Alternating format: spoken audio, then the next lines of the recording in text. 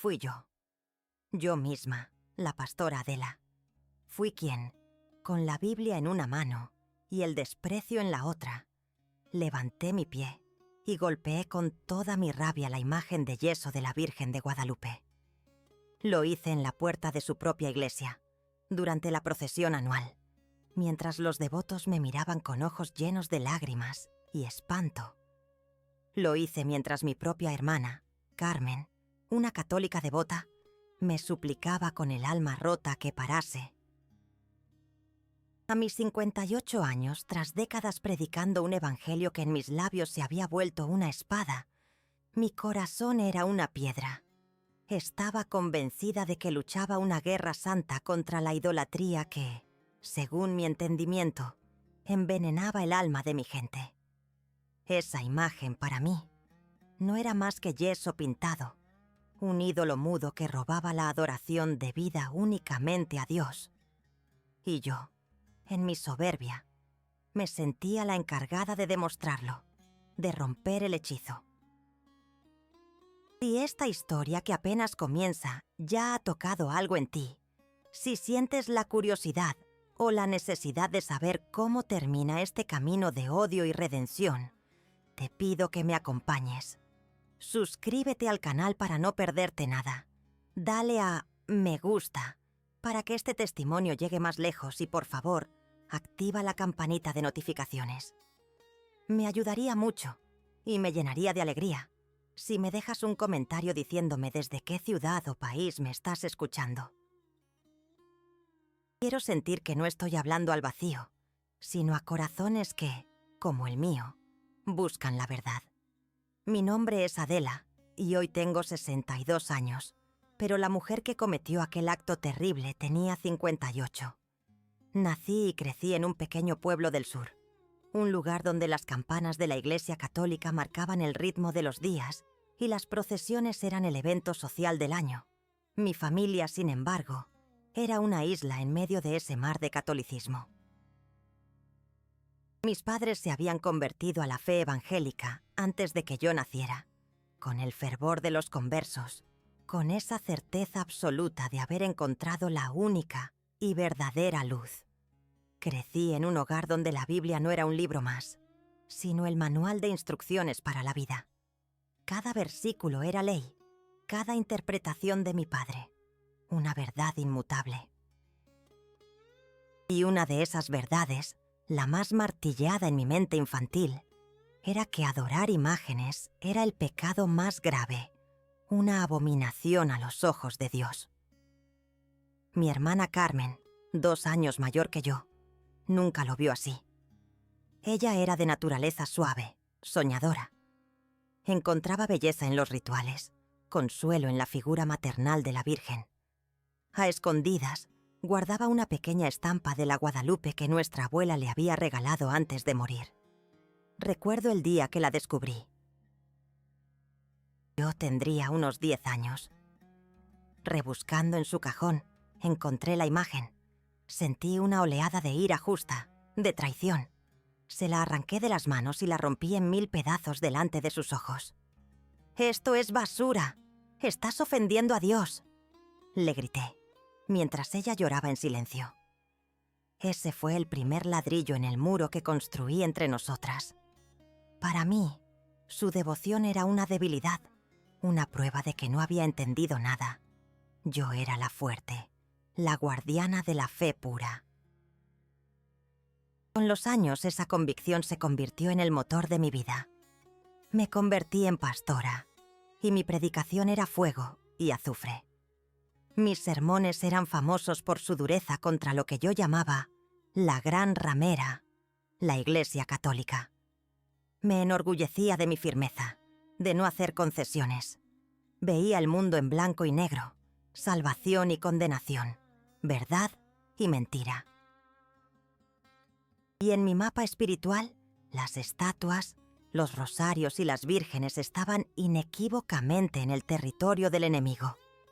Discutía con vecinos, con amigos de la infancia, con cualquiera que defendiera sus tradiciones. Llegué a organizar protestas frente a la iglesia del pueblo, con pancartas y megáfono, denunciando la idolatría. Me sentía una profeta de antaño, una Elías moderno, desafiando a los sacerdotes de Baal. No entendía que mi celo no nacía del amor a Dios, sino del miedo y del orgullo. El día de la procesión de la Virgen de Guadalupe, ese orgullo alcanzó su punto más alto y más destructivo. Era la fiesta grande del pueblo. El aire olía a incienso, a cera quemada y a las flores que adornaban el anda sobre la que llevaban la imagen. Yo había decidido que ese año no me limitaría a gritar desde la acera. Iba a hacer algo que nadie pudiera ignorar. Fui a mi iglesia, reuní a un pequeño grupo de mis fieles más acérrimos y nos dirigimos hacia la plaza. Mi hermana Carmen estaba allí, como todos los años, con una vela en la mano y la mirada perdida en la imagen que se acercaba. Cuando me vio avanzar, su rostro se transformó. «Adela, no. Por favor, hoy no», me suplicó, interponiéndose en mi camino. La aparté. No con violencia, pero sí con una frialdad que debió helarle el corazón. «Apártate, Carmen. Alguien tiene que abrirles los ojos», le dije. La procesión se detuvo a escasos metros de la entrada del templo. La música calló. El murmullo de los rezos se apagó. Todos los ojos se posaron en mí. Sostuve mi Biblia en alto con la mano izquierda, como un estandarte.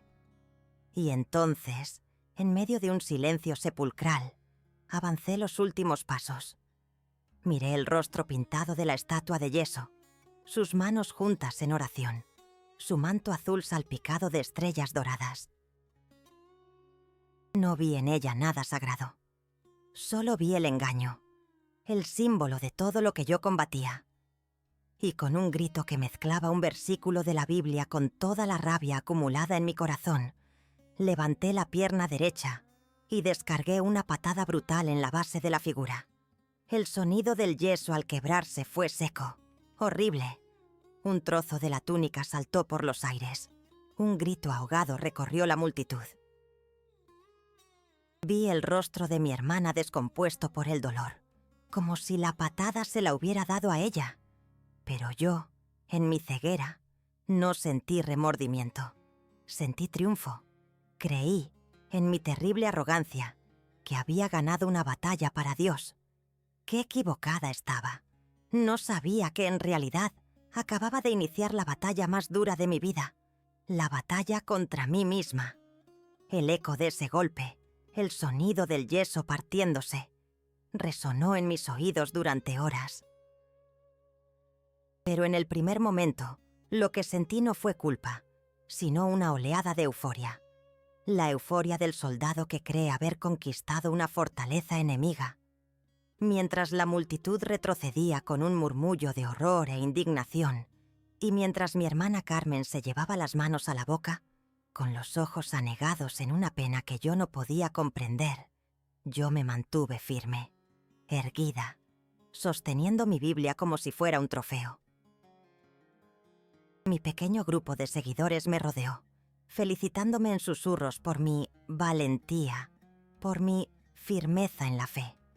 Y yo me lo creí. Me bebí sus halagos como un vino embriagador.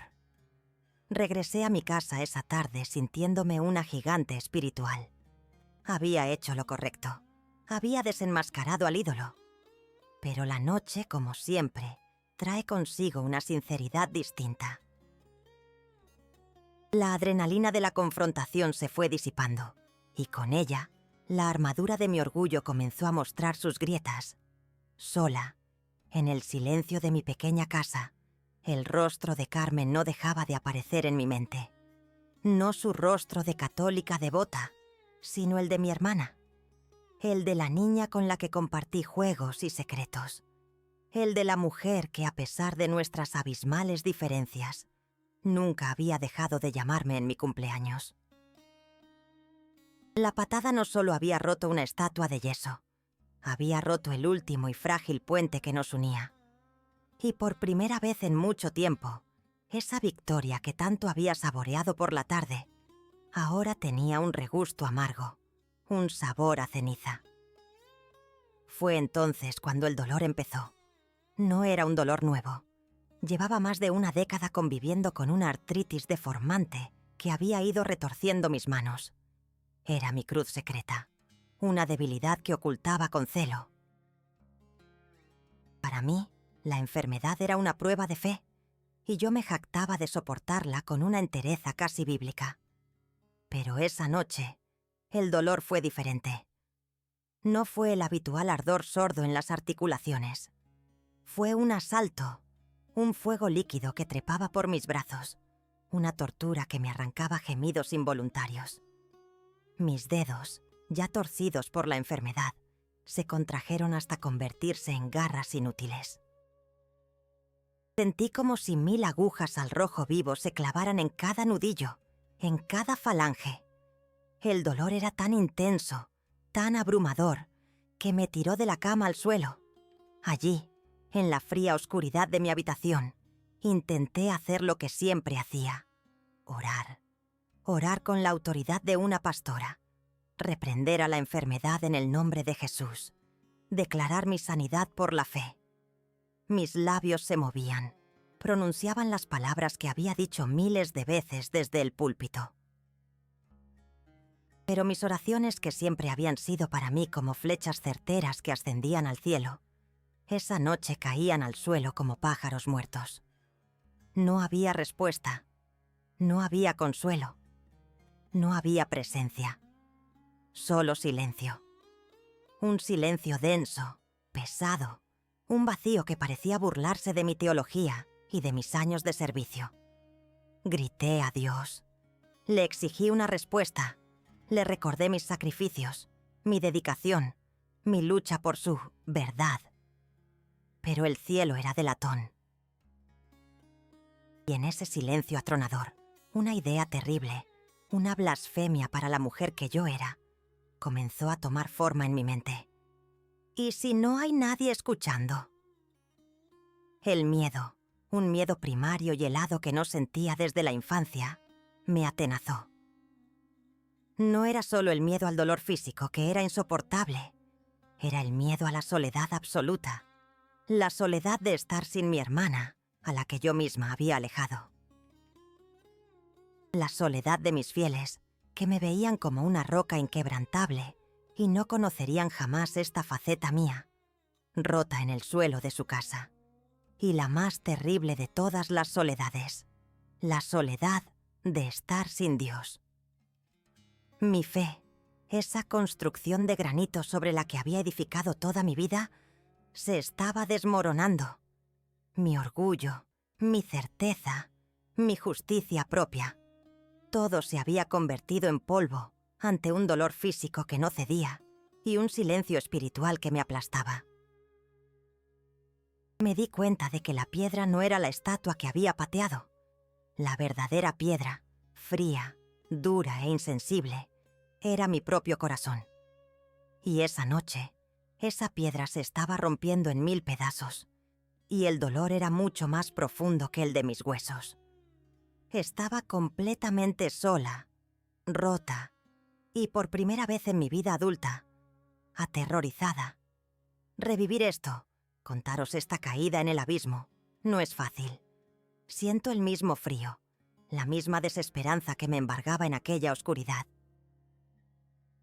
Si esta confesión, esta vulnerabilidad que os muestro, os está llegando al corazón, si sentís el peso de estas palabras, os pido un pequeño gesto. Dadle a me gusta para que este testimonio no se pierda en el silencio. Y, si no queréis perderos cómo termina este viaje, activad la campanita de notificaciones. Me ayuda a saber que no estoy hablando al vacío, como me sentí aquella noche. No sé cuántas horas pasé en el suelo, hecha un ovillo, alternando entre súplicas furiosas y gemidos de dolor. El tiempo perdió su significado. Cada minuto era una eternidad de fuego en mis huesos y de hielo en mi alma. Me sentía como un barco a la deriva en una noche sin estrellas, con el mástil roto y el timón perdido. La fe, que había sido mi ancla, mi mapa y mi brújula, se había desvanecido. Solo quedaba el dolor, la oscuridad y un silencio de Dios que era más aterrador que cualquier castigo. En algún momento, en medio de esa agonía, me di cuenta de que era la hora del culto de la tarde en mi pequeña iglesia. Mi primer instinto fue quedarme allí, dejar que me encontraran por la mañana, rendirme. ¿Qué clase de pastora era yo?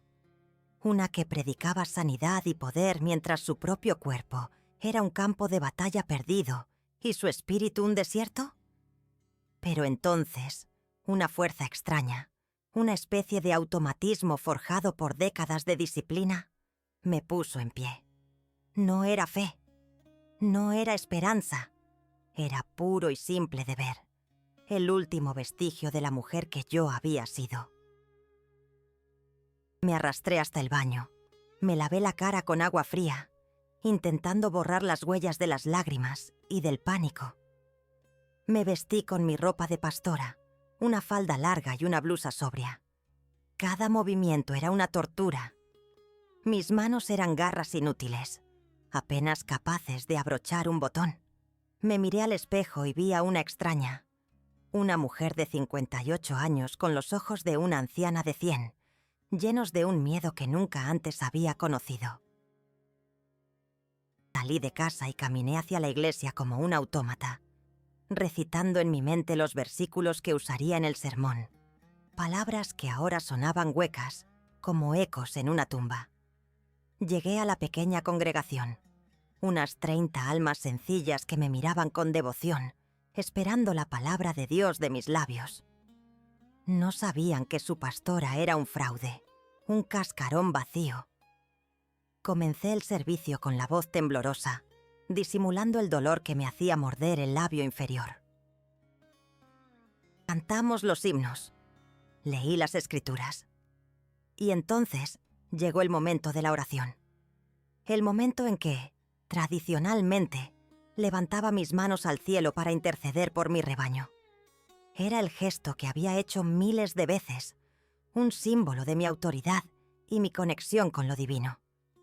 Pero esa noche, levantar los brazos era un suplicio físico y una mentira espiritual. Aún así, lo hice. Cerré los ojos, no para conectar con Dios, sino para que nadie viera la desesperanza que había en ellos. Y levanté mis manos torcidas y doloridas. Y entonces ocurrió. En el instante en que mis manos se alzaron, un calor comenzó a recorrer mis brazos. No era el fuego abrasador de la artritis. Era diferente. Era un calor suave, penetrante, como si me estuvieran vertiendo aceite tibio sobre la piel. Un calor que no quemaba, sino que aliviaba. Mis ojos se abrieron de golpe, fijos en mis propias manos, y lo que vi me robó el aliento. Ante mi mirada atónita y la de toda la congregación que ahora guardaba un silencio absoluto, mis dedos, esos dedos que llevaban más de una década retorcidos, como las raíces de un árbol viejo, comenzaron a moverse, lenta, suavemente, como si despertaran de un largo sueño. Empezaron a enderezarse. El nudillo hinchado de mi dedo índice, que era una protuberancia dolorosa y permanente, pareció desinflarse. Podía sentir los huesos y los tendones recolocándose bajo la piel, sin dolor, con una fluidez imposible. En cuestión de segundos, mis manos estaban abiertas, extendidas, perfectas, los dedos largos y rectos, como los recordaba de mi juventud. Moví el pulgar, lo doblé, lo estiré. No había dolor, nada. El fuego se había extinguido. Pero el milagro físico, por increíble que fuera, no fue lo que me rompió.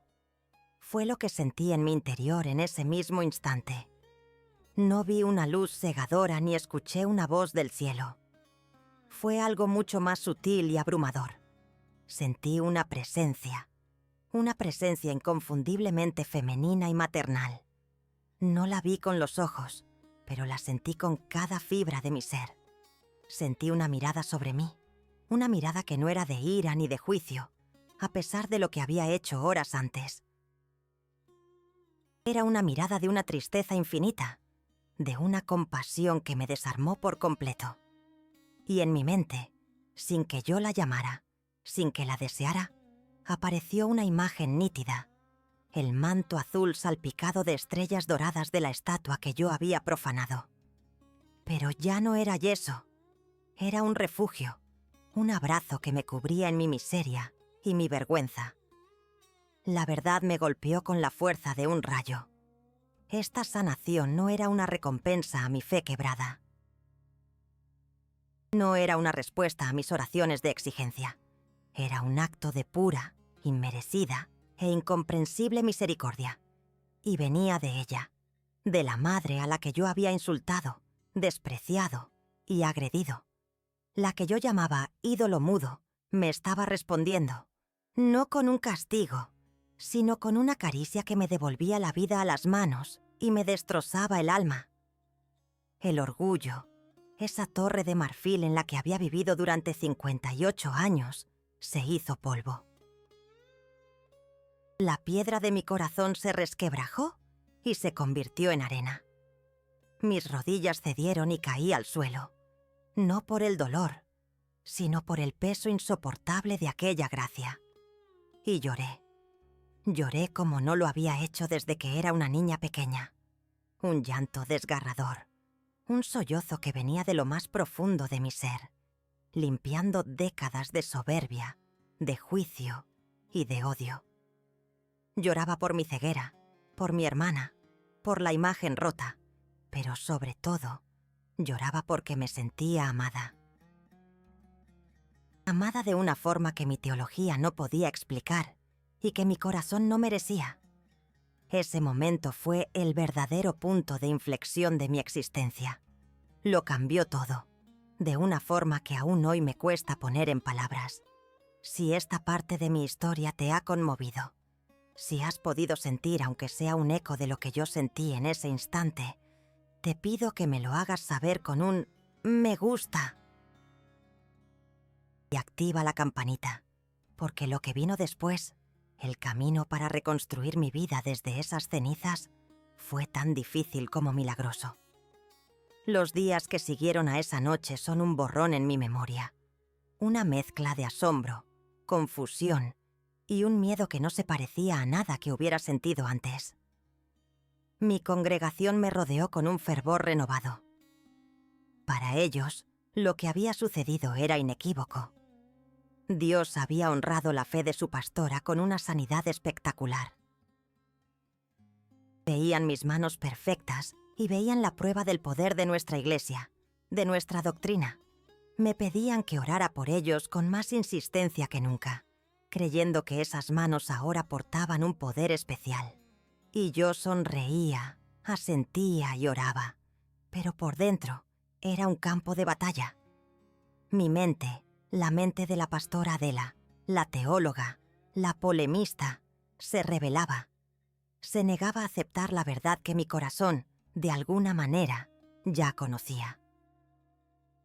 Pasé noches enteras sin dormir, sentada en la oscuridad de mi salón, mirando mis manos bajo la tenue luz de la luna. Las abría y las cerraba, flexionando los dedos uno por uno, maravillándome de su agilidad, de la ausencia total de dolor.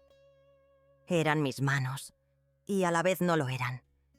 Eran un milagro tangible, una prueba irrefutable de que algo extraordinario había sucedido. Y mi mente luchaba desesperadamente por darle una explicación que encajara en mi mundo. Fue Dios, me decía a mí misma.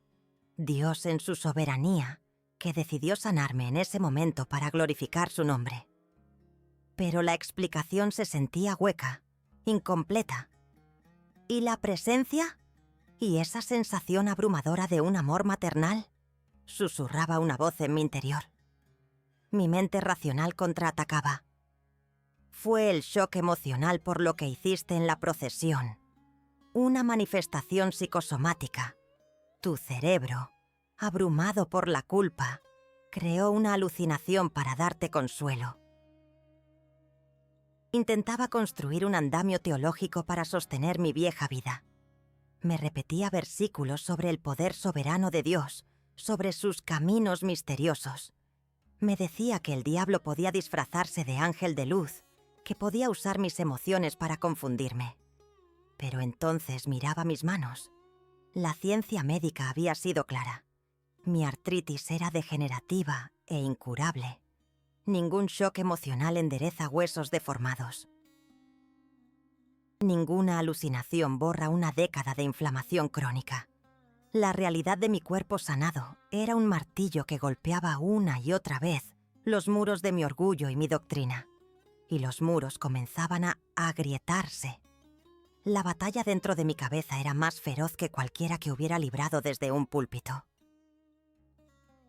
Si alguna vez has sentido una confusión así, una lucha entre lo que tu mente insiste en creer y lo que tu corazón sabe que es verdad, te pido que me muestres tu apoyo con un me gusta y que actives la campanita para que no te pierdas el desenlace de esta lucha.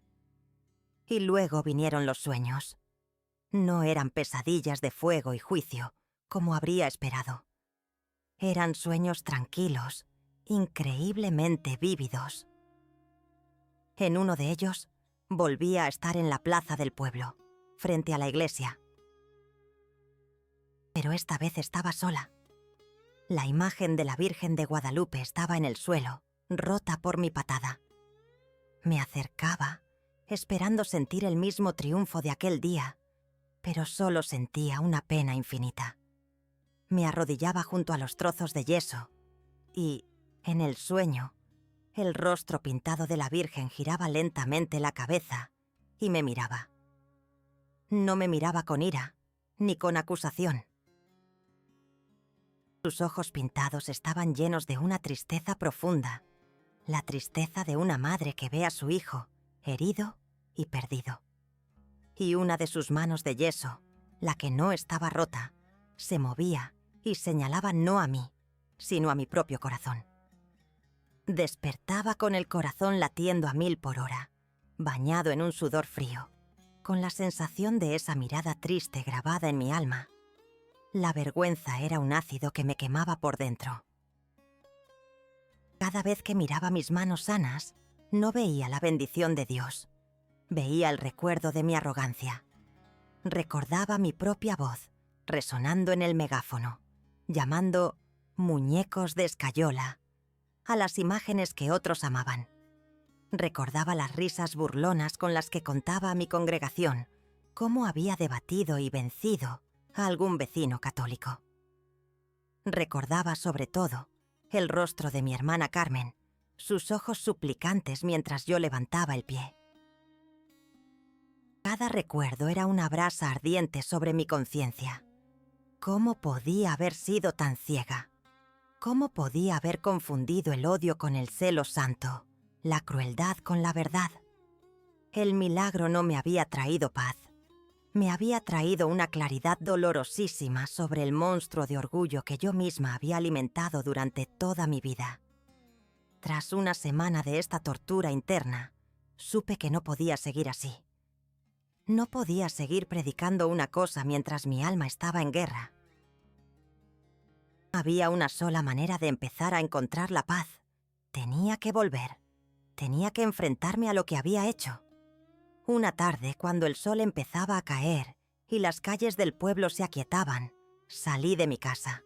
No me puse mi ropa de pastora. Me puse un vestido sencillo. Me cubrí la cabeza con un pañuelo, como una mujer más. Caminé las pocas calles que me separaban de la iglesia católica. Cada paso era un suplicio. Tenía miedo de que alguien me reconociera, de que me gritaran, de que me insultaran. Me lo merecía, lo sabía. Pero nadie pareció fijarse en mí. Llegué a la puerta de madera maciza, la misma puerta donde había cometido mi sacrilegio. Dudé. Mi mano temblaba mientras se acercaba al picaporte. Toda mi vida me habían enseñado que cruzar ese umbral era entrar en territorio enemigo, en una casa de ídolos. Pero el dolor de mi alma era más fuerte que el miedo adoctrinado. Respiré hondo y empujé. La iglesia estaba casi vacía. Un par de ancianas rezando en los bancos delanteros. El aire era fresco y olía a cera e incienso. Un olor que tanto había ridiculizado y que ahora, extrañamente, me pareció solemne. El silencio era denso, un silencio que ya no sentía vacío, sino lleno de una espera. Mis ojos recorrieron el lugar, los santos en sus hornacinas, el Vía Crucis en las paredes, el gran crucifijo sobre el altar. Y entonces la vi. No estaba en el altar mayor. La habían movido a un rincón, sobre una pequeña mesa cubierta con un paño blanco. La imagen rota de la Virgen de Guadalupe. El trozo de su túnica que yo había arrancado estaba colocado a sus pies. Me acerqué lentamente, sintiendo las miradas curiosas de las ancianas en mi nuca. Me detuve frente a ella. Era solo yeso pintado, sí, pero era mucho más. Era el símbolo de mi odio y, paradójicamente, el catalizador de mi sanación. Mi oración no fue con palabras. Mi oración fue el temblor de mi mano al acercarse al yeso roto. Con la punta de mis dedos sanados, rocé con una delicadeza infinita el borde de la fractura. Y en ese toque, en ese contacto silencioso entre la mano que fue sanada y la imagen que fue rota, toda mi teología de orgullo, toda mi certeza de guerrera, se derrumbó en un silencio absoluto. Ya no había lucha, ya no había dudas. Solo había una verdad terrible y maravillosa.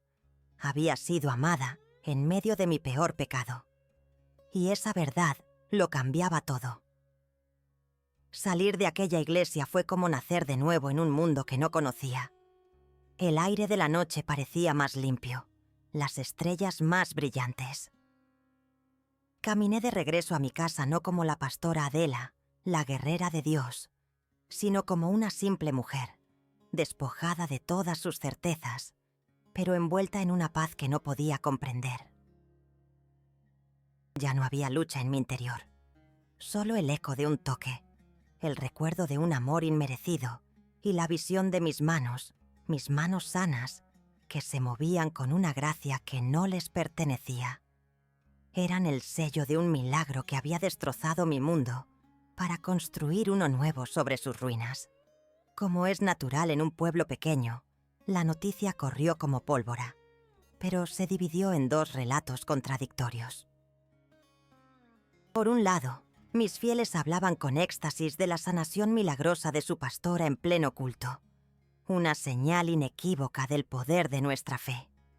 Por otro, las ancianas de la Iglesia Católica susurraban sobre la extraña visita de la pastora que había profanado su imagen y cómo la habían visto arrodillarse y tocar el yeso roto con una reverencia inexplicable.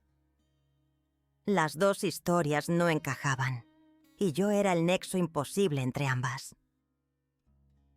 Pronto, las preguntas se convirtieron en confrontaciones. Mis antiguos hermanos en la fe fueron los primeros.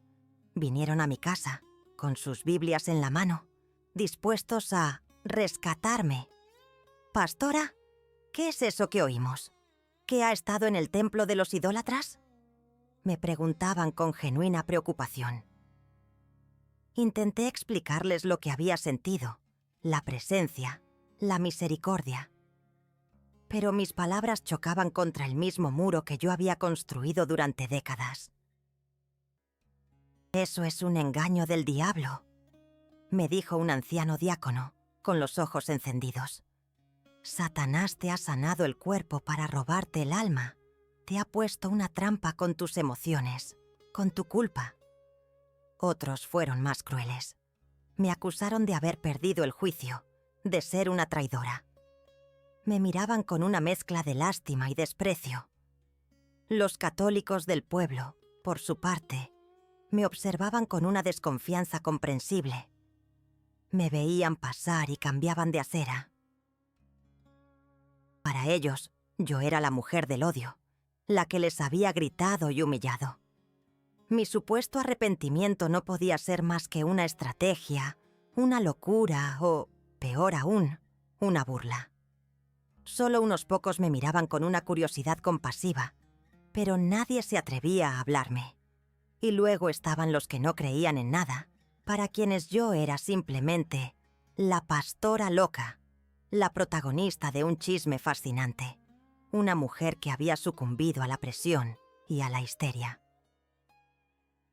En medio de ese torbellino de acusaciones, dudas y burlas, la antigua Adela habría salido a la batalla. Habría discutido, argumentado, citado versículos, intentado demostrar con lógica y teología la validez de mi experiencia. Pero esa Adela había muerto en el suelo de su iglesia. La nueva Adela simplemente escuchaba. Y cuando me exigían una respuesta, yo miraba mis manos y decía, con una calma que desarmaba a mis interlocutores, fue la experiencia más real de mi vida. No discutía, no intentaba convencer a nadie. Mi testimonio no estaba en mis palabras, sino en la paz que sentía en mi corazón y en la salud de mis manos. La primera persona que me abrazó sin condiciones fue mi hermana Carmen. Vino a mi casa una tarde, sin decir nada. Solo se sentó frente a mí, me tomó las manos entre las suyas y lloró en silencio. Eran lágrimas que lavaban años de dolor, de distancia, de incomprensión. «Lo sé, Adela», me susurró. Yo siempre lo supe. «Tu amor es más grande que nuestro entendimiento». Con ella, empecé a caminar de nuevo. Me enseñó a rezar el rosario. Al principio me sentía torpe, hipócrita. Las cuentas se me antojaban extrañas en los mismos dedos que antes habían sostenido con tanta rigidez la Biblia. Pero Carmen me dijo, «No pienses en las palabras, solo deja que tu corazón hable con la madre, como un niño». Y poco a poco, ese collar de cuentas dejó de ser un objeto prohibido para convertirse en un ancla. Una meditación silenciosa que calmaba mi espíritu. Empecé a encontrar un significado profundo en los símbolos que antes había despreciado. La imagen ya no era un ídolo, sino una ventana, un recordatorio del amor que me había rescatado. Pasó un año de soledad, de estudio silencioso, de oración torpe y de reconstrucción. Y llegó de nuevo la fiesta de la Virgen de Guadalupe. El pueblo se preparaba para la procesión, la misma que yo había interrumpido con mi violencia. El pánico se apoderó de mí. Una parte de mí quería esconderse, huir, pero otra, más fuerte, sabía que tenía que estar allí.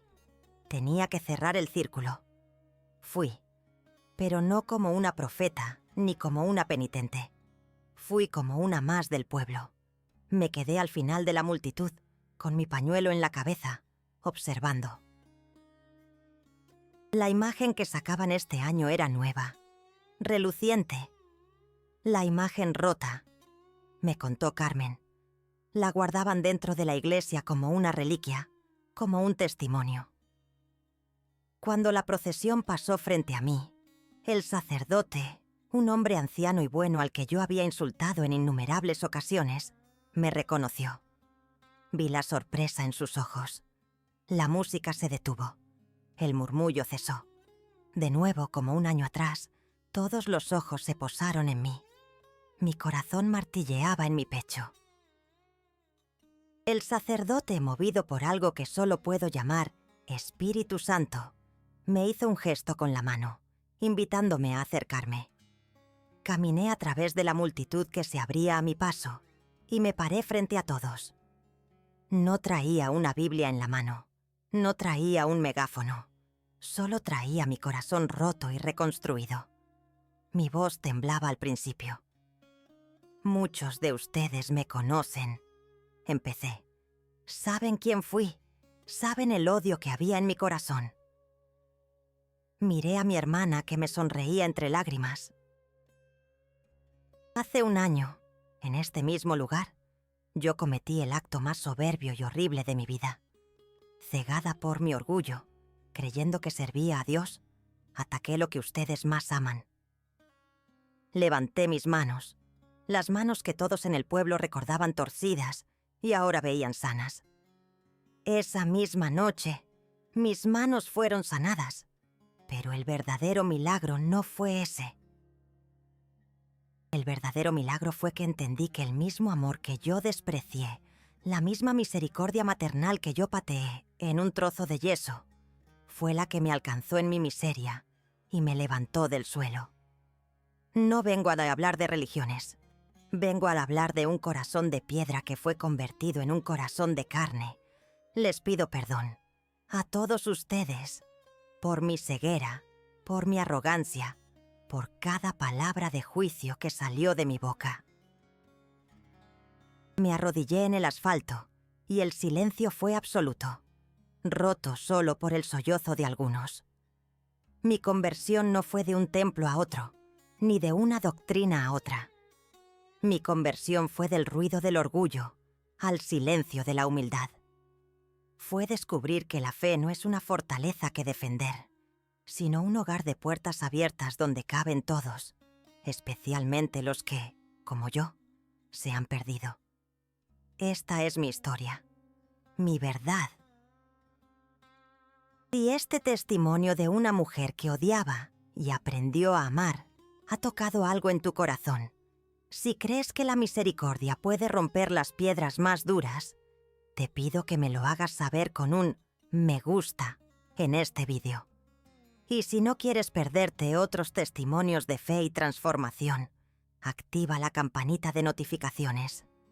Pero sobre todo, me gustaría leerte. Quiero que este espacio sea un lugar de encuentro. Cuéntame en los comentarios, con total libertad, si alguna vez has sentido una gracia que no merecías, un perdón que te cambió la vida. Tu historia también es importante. Que la paz que yo encontré de la forma más inesperada inunde también tu corazón.